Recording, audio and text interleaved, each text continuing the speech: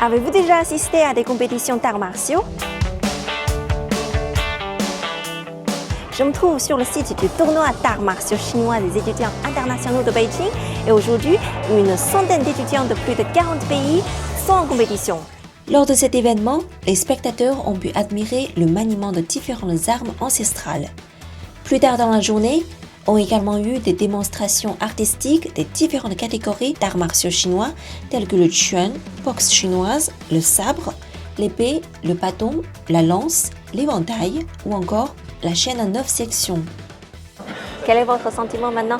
Très fatiguée, mais ça marche parce que je crois que j'ai fait de tout mon effort dans tous mes taolus, donc je suis satisfaite. J'ai commencé à pratiquer le Kung Fu ou les arts martiaux chinois depuis que j'avais 4 ans parce que j'étais un enfant timide. Donc ma mère a voulu que je pratique un sport et elle a choisi le wushu. Donc ça fait 20 ans. J'étais un championnat national du Maroc pendant à peu près 10 ans et une championne d'Afrique pour 2 ans. J'aimerais bien continuer à pratiquer et à avoir mieux de résultats. Ça fait un petit moment que je pratique le tai chi et à peu près un peu plus de 2 mois et je trouve que c'est une très belle découverte. J'ai un intérêt pour le taoïsme et en fait je trouve que la connexion est assez forte et donc ça me permet aussi beaucoup de découvrir cet aspect. Une des surprises les plus remarquées a été la maîtrise d'un étudiant camerounais maniant avec une précision remarquable la chaîne à 9 sections.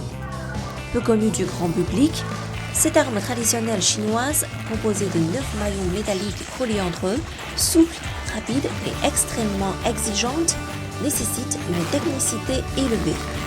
Sa manipulation repose sur la coordination, la vitesse et un contrôle parfait de l'inertie, faisant de cet art une discipline aussi spectaculaire que difficile à dominer. Ça fait déjà plus de 2 ans que je fais le Kung Fu. Pour ma performance aujourd'hui, je pense qu'elle était plutôt bien.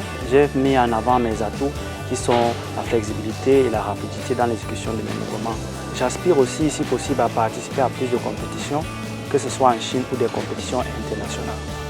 J'aimerais, si possible, continuer à pratiquer le Kung Fu, soit en Chine ou même rentrer dans mon pays d'origine, au Cameroun.